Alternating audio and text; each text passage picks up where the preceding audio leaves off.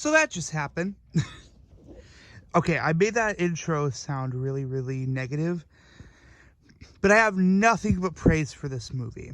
The Five Nights at Freddy's movie, I got to see a couple days early. And I'ma just say it, I was pleasantly surprised. It was better than I could have ever imagined. Seriously. Like, okay, so I don't know what I can delve into. I'm probably gonna upload this like a week or two later, just so people can rush into the theaters and see it themselves, rather than get like spoiled and stuff. So beware if you have not seen the Five Nights at Freddy's movie. This is not the video for you. Go see it yourself, buy tickets, support this movie as much as you can, because they were working against a system, genuinely. All right, so first praise I have about this movie is that there were moments where it didn't feel like a FNAF movie, and that's a good thing. Because I feel like if they just honed into the fact that it's a Five Nights at Freddy's movie so much, that we wouldn't get to see, like, the world building and stuff. You know what I mean? Like, we got to see moments, like a very long scene, without anything connected to Five Nights at Freddy's. And it felt good, honestly. Because if they just honed into, like, Five Nights at Freddy's left, right, and center, then it would feel, I don't know. It would feel fan servicey. I liked the story behind Michael. My theory was wrong. He was not Michael Afton. He was Mike Schmidt. Although maybe they could work into the idea that Mike is Afton's father, because so the interesting thing is that when Mike was applying for the job, William looked close at Michael and was like, realized that maybe he knows him. So what I thought was that, or my original thought, and might still be my thought, I don't know, is that William Afton didn't hates Michael. William Afton hates Michael, and that's why he was gonna get his revenge later on in the movie, rather than, you know,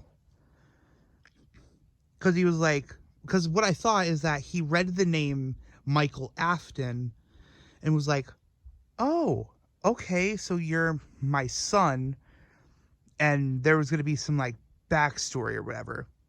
That didn't happen. It would have been a cool reveal, but it's fine. It's whatever. I wasn't expecting to be right, honestly. There's more that I wanted to say. The dream sequence, loved it. I loved how they explained the dream sequence subtly. Like, they were talking about this whole dream theory, which at first I thought was just a little nod. I thought it was like a book that Michael was reading, or Michael was writing about dream theory, so then he can, like, apply to be a scientist or whatever.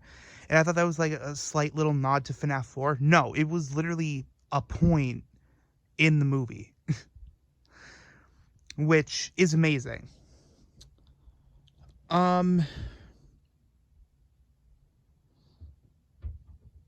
Shit, what was I gonna say? There's more. There's other stuff. What else was I gonna say? Something about Vanessa.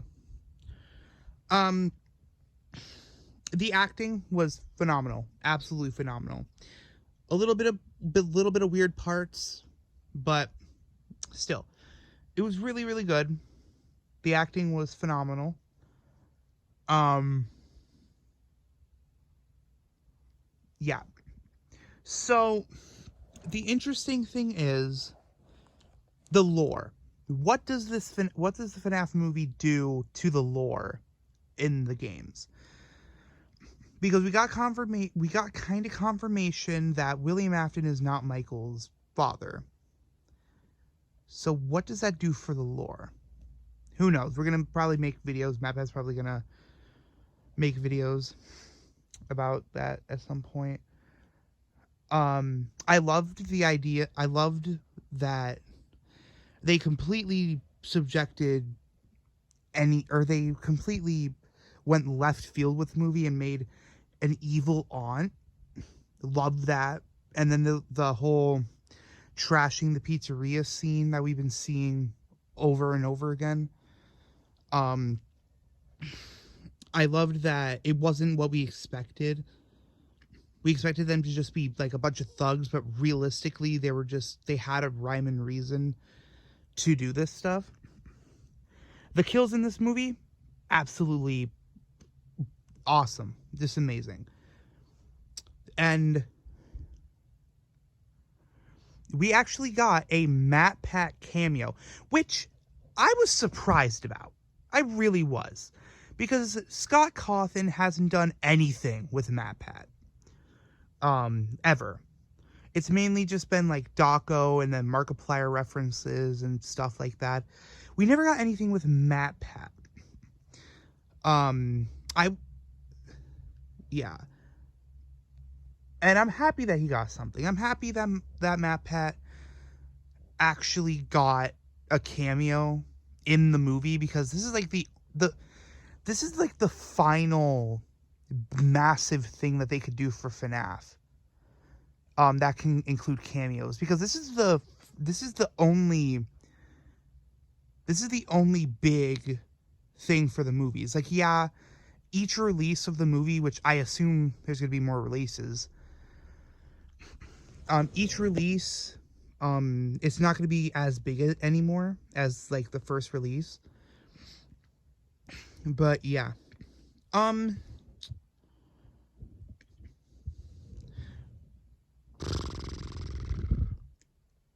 I thought that Vanessa being William Afton's daughter was surprising. But does that do anything for the game lore? I think it does. I think it's gonna raise some eyebrows to like who this is, and like do we have to question everything that we knew about Vanessa? Yeah. The kills were actually pretty gruesome. I'm not gonna lie. The kills were absolutely gruesome, and they were not kidding when they said that they pushed the rated R limits. I was not expecting it to be as gory as it was, but I'm not surprised in a bad way. I'm happy that they pushed the limits, because that made the movie a lot better. I will say that there are a bunch of references that that newcomers won't get unless they really delve deep into a Five Nights at Freddy's obsession. But yeah. I really liked the idea that the animatronics were just doing Afton's bidding. Because obviously the kids probably wouldn't remember what happened to them if they died. So the idea of them seeking revenge on a man that they probably didn't know killed them, that would actually feel a little stupid. So it's like, it makes sense this way that they did this. And it actually kind of explains the game lore too, like why the animatronics haven't gone after William themselves and took him out themselves. Well, okay, wait, I forgot. They did. I forgot that they did in the game. But this gives them more of a realistic approach to it, to like how they recognize this man, even though he never took off the bunny suit. when they killed him. So, yeah. Um, there was no really unlikable characters. Really, there's no unlikable characters. Max was actually a pretty nice character. I assumed that Max was going to be a bitch, honestly. I thought she was going to be that classic bitchy cheat teenager that only acted nice in front of Mike, but no, she was actually a pretty cool character, despite her doing the on-spitting, but that's to get paid.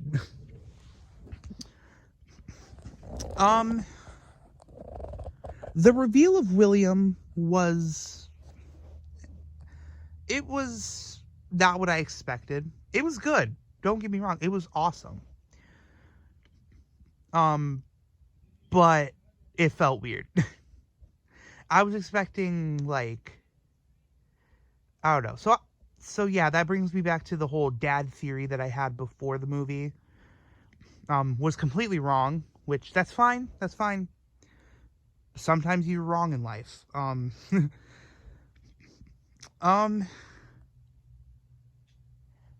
surprised we didn't get any, like, little references to, like, Henry or anything. Honestly. Maybe that'll be in the next movie? Who knows? Is there anything else to talk about, really? I think I've gone over literally everything.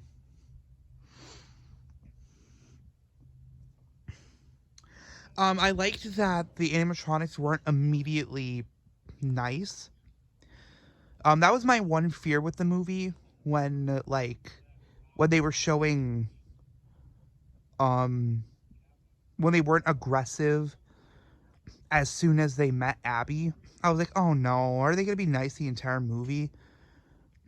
But then, obviously, we got the quote-unquote true nature of what they wanted, and that's what made them evil. But then, turned around, and then, yeah.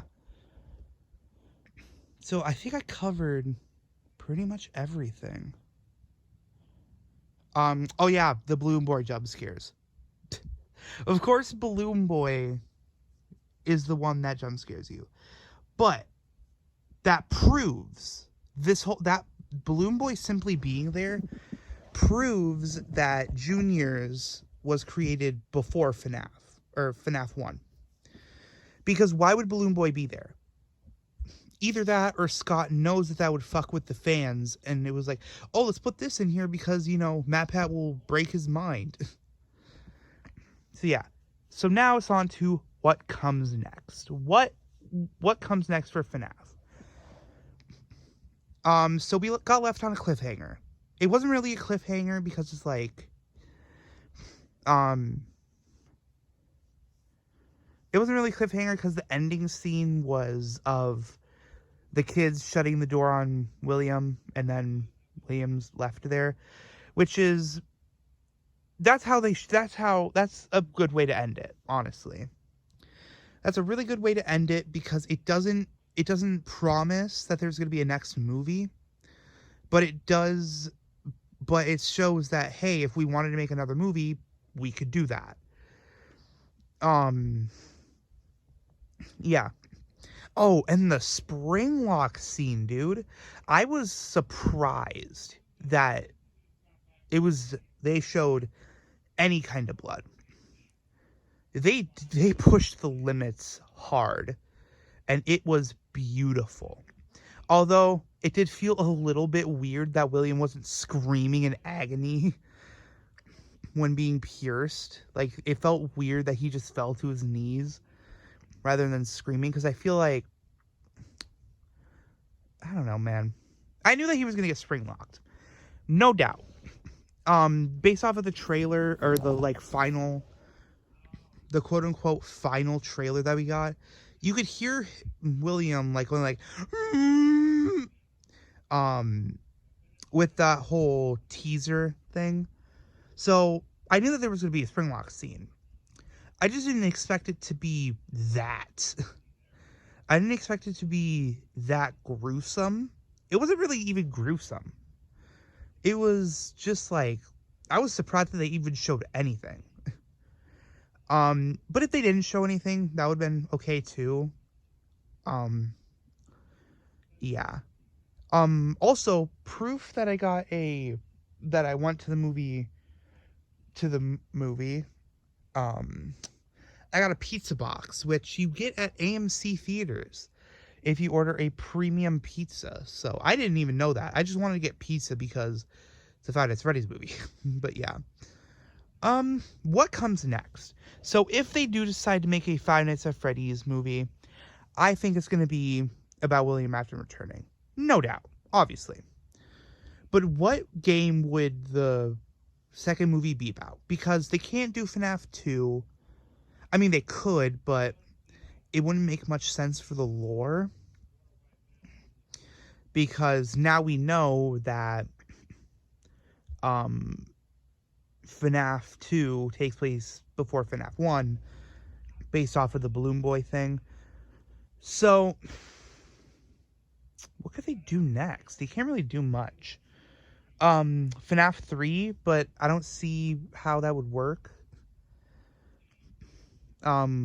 With how everything went, but hey, maybe it'll work. FNAF 4, FNAF 4, I can't see FNAF 4 being the final movie. They have to find some way to incorporate every FNAF game into these 3 movies. Unless they're doing the 3 movies specifically because, of everything.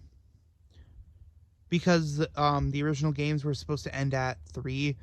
Maybe this is Scott's way of saying, hey, this is what the games probably would have looked like if I ended it at 3. So, yeah. Anyway, that's my review. So far, or not so far, the movie is a infinite out of 10. I loved it. And that's not just me being biased. It is genuinely a good watch. And yeah. I'll see you guys later. Bye-bye.